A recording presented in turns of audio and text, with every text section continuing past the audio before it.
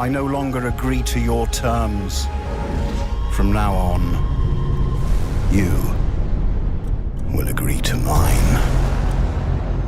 Today we're going to look at federations in Stellaris and try to rank them in a tier list. Now, there are only 5 federation types in Stellaris, but interestingly, I've actually got 7 entries here. Yes, I'm not just counting federations in this tier list, I am actually going to count any galactic body, any galactic governmental body that will perform to all intents and purposes pretty much the same functions as a federation, possibly a bit more loosely, sometimes a lot more tightly and structured. Generally speaking, a federation is something you form with a very close friend and neighbouring empire. You get high enough relations with them, you unlock the diplomacy tradition, and then you can form a federation, and you get to pick what type of federation you're going to have.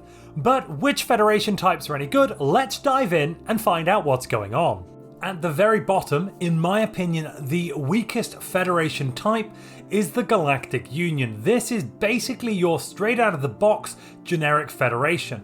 The only requirement in order to form a Galactic Union is that you are not a barbaric despoiler. Otherwise, every single empire type, every single authority or ethic combination can form a Galactic Union, but I think that might be why it is the weakest of the bunch. When you start any federation, you'll start right at the bottom at level 1, and there are perks for being every federation at this first level. For a Galactic Union, you're going to be getting minus 50% cohesion loss from ethics and plus 60 intel cap between members. Now that first one is somewhat useful. It means you will need less envoys employed to improve and increase cohesion in order to get that cohesion up to start generating positive XP. But overall, I actually think this is a pretty useless perk. Yes, it does help in some situations if you have a federation where the members are quite diverse, but to be perfectly honest, most federations you're going to initially form, if you're forming them with an AI empire, are not going to be opposing ethics to you. They're probably going to be similar ethics, and that's why you're happy, and that's why you like each other, and that's why you formed this first federation. As we level up, you're going to get president modifiers and member modifiers. Now, the president modifier will only affect the president, that's the sitting leader, the primary empire of the Federation, who are also incidentally in charge of the Federation fleet. Now, the level 2 perk for a Galactic Union, the president will get +1 available envoys, which is alright, and all the members will get a plus 25% naval contribution effect and a minus 50% cohesion loss from new members. So that last one, basically every time you get a member added to your federation, you're going to get a cohesion penalty that will, if it goes below 0, start causing your federation to lose XP, and it could actually level down before you had a chance to bring your XP back up again after you've got a new member. So this is actually, I think, a relatively nice, though still quite minor perk. The added naval contribution effect. Generally, I think you're going to find that you are at the maximum fleet capacity for your Federation fleet relatively quickly, especially if you have 4 or 5 members all contributing some of their naval capacity. At level 3, the president's going to get an extra influence. Now, if you're going on the aggressive, doing lots of vassalization, that's probably going to be relatively helpful. But overall, otherwise, in the mid-game, if you're doing something of a more passive game and you're not building lots of habitats, you're not really using much influence, then this isn't going to help that much. Members will get +2 unity per Federation envoy and a plus 5% trust growth per Federation envoy. On top of that, you'll get a 10% ship speed in Federation space. This last one is probably the best perk we've seen so far. Extra sublight speed is very, very useful. But the other two, that's barely any unity, and a small extra 5% trust growth is barely worth talking about. At level 4, the president gets plus 10% diplomatic weight, which is nice if you're working in the galactic community, but that's really only equivalent to +1 envoy, and it's an envoy you cannot change from working in the galactic community.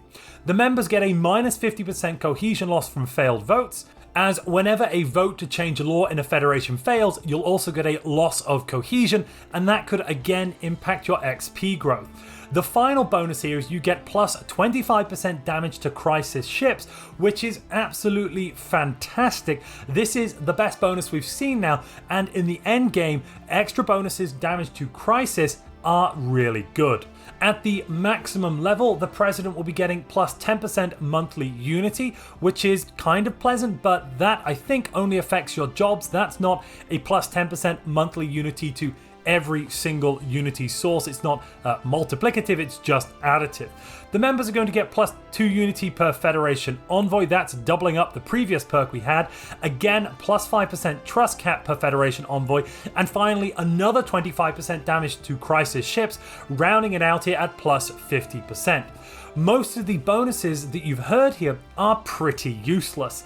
Most of those cohesion loss things are nice, not really worth talking about. The extra unity is fine, not going to be very much though, so again, not great.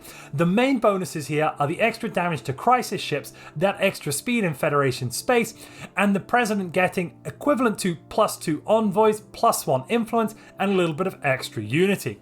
Overall though, we could get these bonuses without forming a Federation, and that is why Galactic Union, the vanilla version of Federation, is down here at the bottom in the F tier.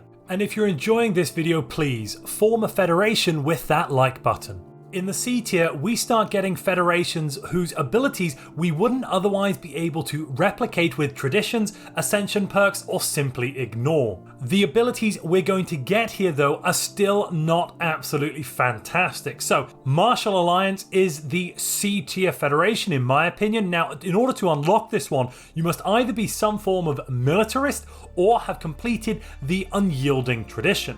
Starting off, you'll get plus 100 ship experience, plus 100 army experience, plus 25% ship build speed, and plus 50 intel cap between members. Now, that first one, the ship starting experience, is something we could get if we simply had the proper starbase building to give us experience, or alternatively, we could fire off an edict. So that's not really that useful. The plus 25% ship build speed, that's rather nice. That will help us out quite a bit in wars, especially in the early to mid game, before we have a mega shipyard with building ships faster. At level 2, the first upgraded level, the President will be getting minus 10% claim influence cost, which is nice but not something massive to write home about. If you stack this with other claim influence cost reductions, you can get some very, very cheap claims or possibly zero influence claims, which is great. But really, I don't think anything too special. With the member modifiers here, we're going to get plus 25% naval contribution effect equivalent to the Galactic Union, and plus 10% ship speed in Federation space equivalent to the level 3 Galactic Union perk. So those two, nothing great, though kind of useful, and the extra ship speed, definitely very nice. At level 3, the President's going to get plus 1 available envoy. This is again very similar to the basic Galactic Union, but then we get some cool member modifiers.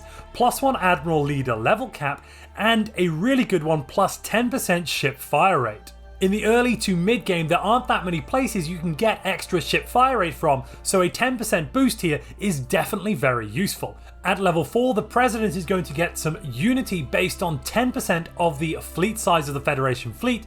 That should be somewhere in the region of 20 to 60 unity if you're at the max caps, which you probably should be. You're also going to get a plus 25% naval contribution modifier for all members, and just like Galactic Union, plus 25% damage to crisis ships. The final level gives you plus 10% diplomatic weight as the President, and plus 25% naval contribution effect with a further 25% damage to crisis ships. Now, most of the bonuses here are pretty equivalent to the Galactic Union bonuses, and some of them, like the extra naval contribution effect, are going to be very useless unless you are a tiny federation with tiny naval capacity. But there are a few bonuses to this federation, like the extra 10% fire rate to ships and that extra ship build speed, which you won't be able to get with a Galactic Union, and that's why I ranked this one tier higher. Now, I've talked quite a lot about the maximum fleet size of your navy if you have a Federation navy, and I do just want to touch briefly on what I'm going on about there. Basically, as the centralization of your Federation increases from minimal all the way up to very high, you're going to be able to unlock higher and higher fleet contribution levels.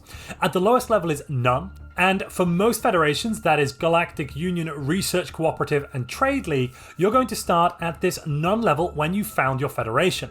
Hegemonies and martial alliances are a little bit better. They start at the low fleet contribution level, which means that you as an empire will transfer 10% of your naval capacity, or you'll lose 10% of your naval capacity. That will go to the federation, and the federation can have a maximum fleet size up to 200, which isn't actually that big. As you go up centralization, you can go from low to medium, which has a maximum fleet size of 400 naval capacity, and then all the way up to high, which has a maximum fleet size of 600 naval capacity. The time it takes you to reach this increase in naval capacity or increase in fleet contribution is very dependent on your federation type, as certain federation types have lower requirements to get increased naval capacity in terms of centralization.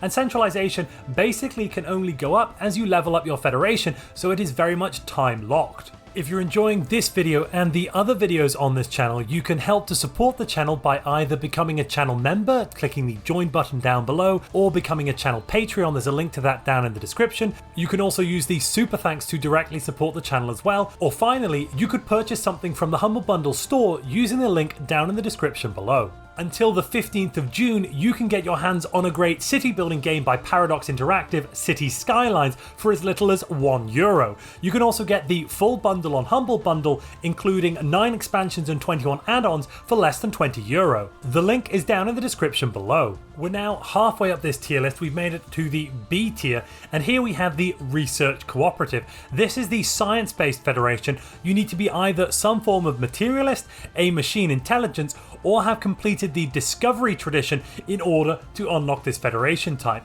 As you may have guessed from the placement of this, I do think it's better than the Martial Alliance or Galactic Union. And the thing is with this one that the bonuses you get are very different pretty much to anything we've seen before. So starting off, you're going to get a free research agreement with all members. Now, if you're a player and you're playing with lots of AIs, those AIs are, I'm going to guess, probably someone behind you technologically, so this free research agreement is going to benefit them more than it will you. You'll also get a plus 50 intel cap between members. But this opening bonus is really not what is fantastic here, it's what we're going to see coming up. At level 2, we're going to get +1 research alternatives as the president. Now, research alternatives are a hard thing to come by, and maximizing the number of research alternatives you have gives you much better choice when it comes to picking your technology. Specifically in the mid-game, this is absolutely fantastic. As a regular member, you're going to get +5% research speed from agreements and a base +5% research speed. That is equivalent to half of an Ascension perk, and that's really very good so far for anything we have seen compared to the rest of the tier list. At level 3, the president will get a +20% diplomatic weight from technology, and that should definitely help you as president because you should have a very high technology weight diplomatically. So that will help in the galactic community and with vassal type interactions. Member modifiers here is another 5% research speed from agreement. So basically what a research agreement does, just for those of you who might not know, is it gives you a 25% boost to research speed if you're researching a technology that your research partner has already completed. This is going to give you an extra 5% on top of that. So far we're getting 35% research speed from our research agreements. We'll also double the rare tech discovery chance if another member already has that technology, and that will be very useful to get some of the more important rare techs that can be hard to find. At level 4, the president gets +1 available envoys. This is standard stuff for a federation so far, nothing too wild though. Looking down at our members, we're going to get another 5% research speed from agreements. We're up to 40% now. And during a crisis, we're going to get a whopping 20% research speed additionally. That is really very good. It isn't quite as good, I would say, as the plus 25% damage to crisis ships immediately, but over a long enough period of time, if you don't immediately wipe out the crisis and they don't immediately wipe you out, this extra research speed is going to help you get those repeatables to put you over the edge, and over a long enough period of time, it is actually better. And then at level 5 we get something absolutely amazing. The President will get +1 megastructure build capacity, and because you're going to be unlocking this definitely in the mid-game, the later part of the mid-game or the late game, that +1 megastructure build capacity means that we could end up at a total of 4 megastructure build capacity, which is an absolutely bonkers number. It also does mean you won't possibly need to take the edict or that final edict or the ascension perk for this extra build capacity for megastructures, because we're going to get it from this federation. So overall we're getting the equivalent of around 2 ascension perks minimum before we look into some of the other stuff in this that we couldn't otherwise get. There are some drawbacks to this.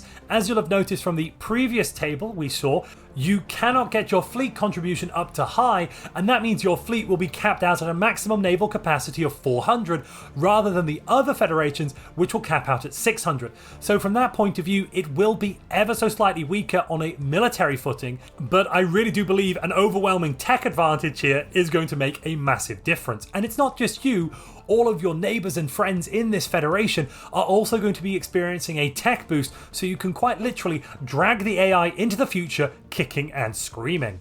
But what do you think about this federation's tier list? Which federation is the most powerful and which one do you think is pretty garbage? Let me know down in the comments below. And now we've made it all the way to the A tier. These are the very good federation types. It's not quite the best in my opinion. There is something slightly better than this, but it is very good in its own right. And I think if you do prefer the elements we have at this level, that's completely reasonable, and I can see the reasons for that.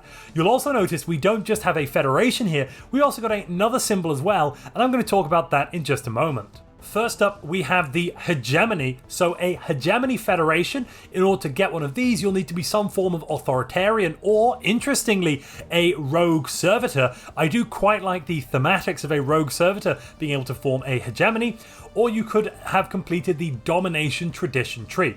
When you take this federation type, you'll get the instant bonus, I do believe it's a bonus, that your members are never allowed to leave the federation willingly. They can't choose to do so unless you agree as president to let them leave. They do get the secede casus belli against you, the president, and that basically means if they want to leave, they can declare war against you and the rest of your federation friends, and you should probably be able to beat them back into line.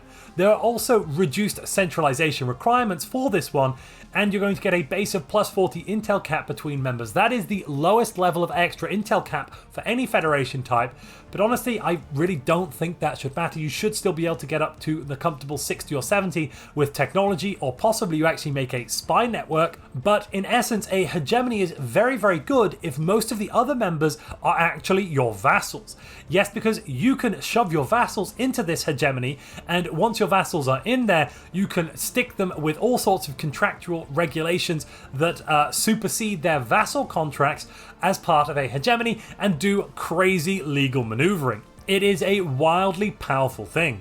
As we move up the levels of our federation, you'll notice there are some quite interesting things going on here. So the president gets one set of modifiers or bonuses, and the other members get another set, but you don't get both. In all of the other federation types, the president got all of the member bonuses and the president modifiers as well, but here that is not the case, as there is a different position, a different station, if you will, for presidents and regular lowly members. So at level 2, the president will get a -100% naval contribution cost, meaning you will not lose any naval capacity for being president, and that should very much help you keep your pesky vassals in line.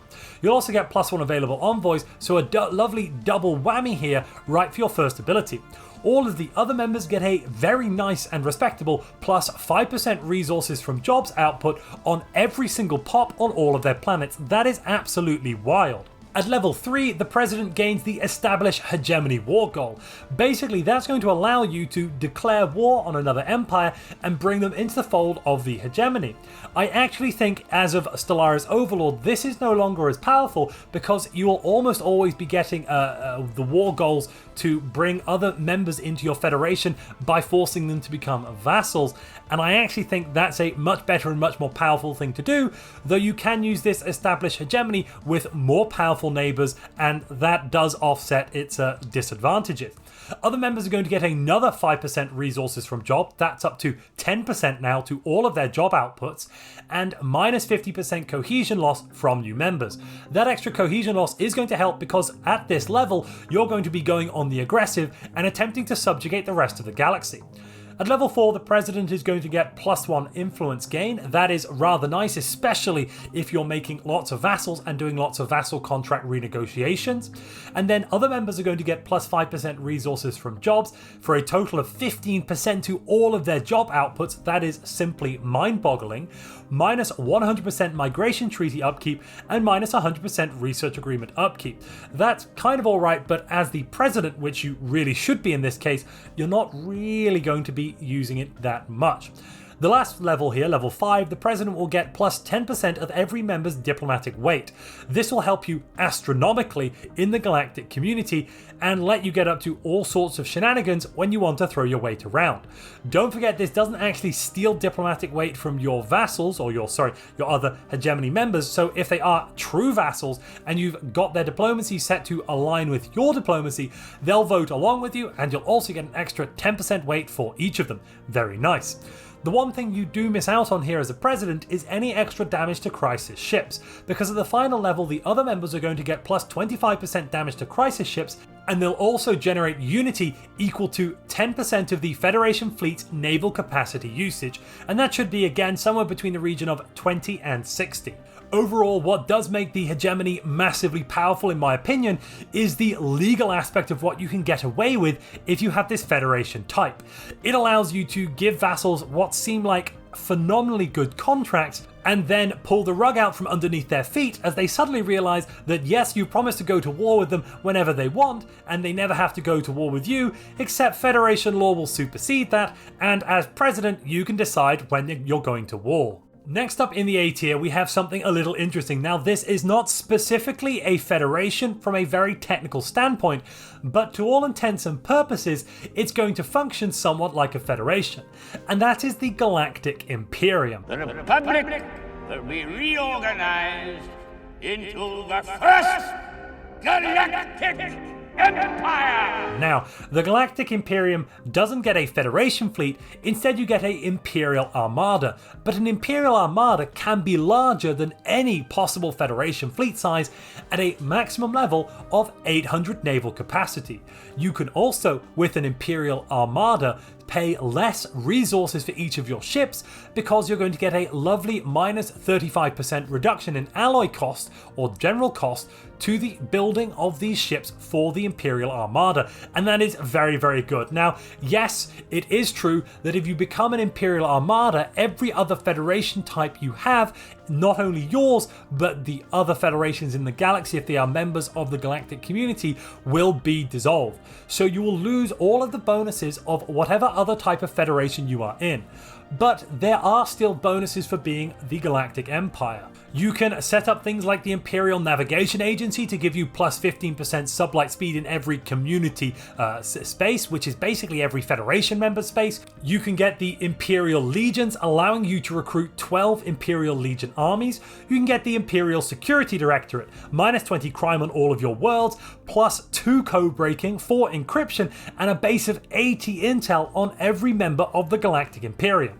You can also set up an Imperial Charter, allowing one of the corporate empires in the Imperium to build Imperial concession ports, and that's going to give you some extra energy, but only to a maximum of 100, so it's not that amazing anyway. You can establish the Imperial Peace Pax Galactica, forcing all Empire members not to go to war with each other anymore. And on top of that, you can unlock the Imperial Crusade. The Imperial Crusade basically functions like the established hegemony war goal, and it will bring in another empire into the fold of the Imperium. So if you have the Galactic Imperium, yes, you are giving up a federation, and that means you will lose your Federation fleet. But there is something that is quite important here, and that is, as a Galactic Imperium, you have negated all federations, meaning every competing power, every competing federation will also be dissolved, and they will also lose their Federation fleet as well, so it isn't all bad news for just yourself, which does mean that from a relative perspective, I still think that this is more powerful than having something like a Galactic Union or a Martial Alliance, or possibly even the Research Federation. And that's why I put it up here in the A tier in my Federations tier list. Thankfully, this tier list hasn't been as long as some of the other ones. We're only 24 minutes in and we're about to get to the S tier. This is it. This is the call out. If you've made it this far, please let me know down in the comments. But without any further ado, let's dive in and check out the S tier.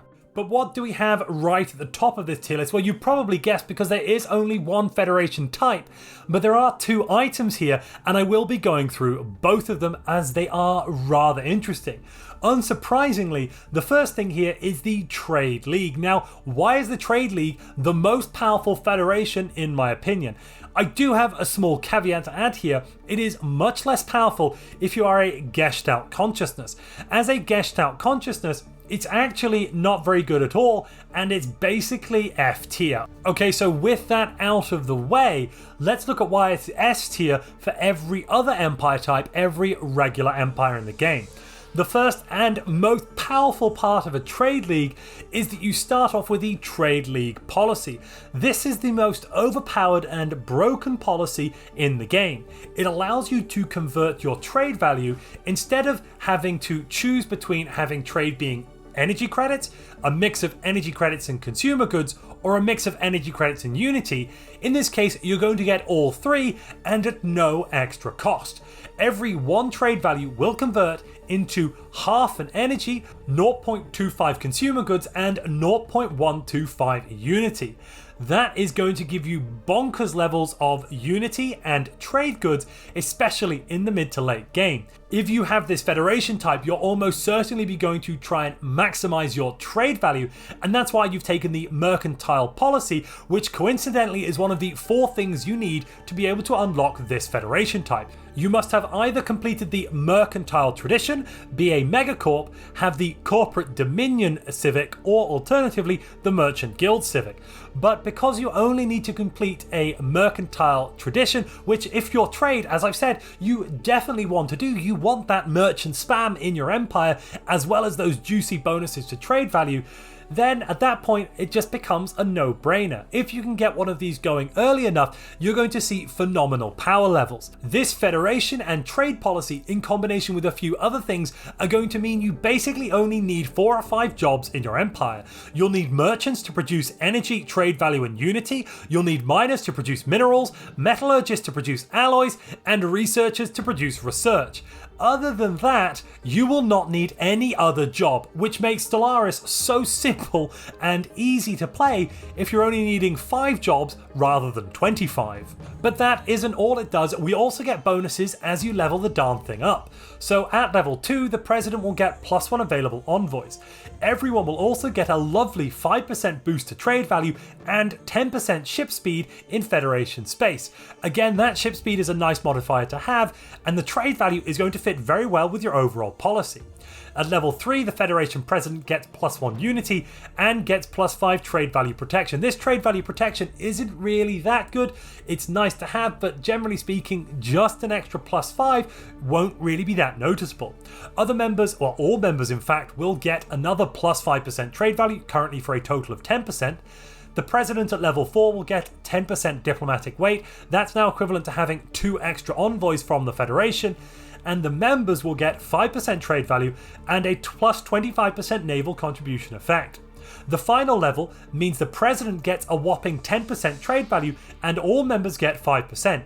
So at the total here, the President is getting 30% extra trade value, which is completely bonkers, and regular empires are going to be getting an extra 20% as well.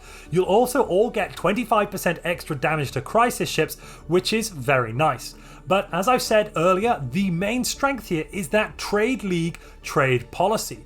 You really want to unlock a trade league as soon as possible if you can, if you're going for anything with trade value and you are a regular biological empire. So again, we have something which is not a federation. We've got a bit of a weird symbol here. What does this mean? Basically, here I have what is the best thing you can possibly do for yourself and your own empire on a galactic politics level, and that is becoming the custodian. You'll have to be nominated as custodian and then win the vote, but once you do, you're going to unlock some pretty wild powers that are very, very similar to being in a federation.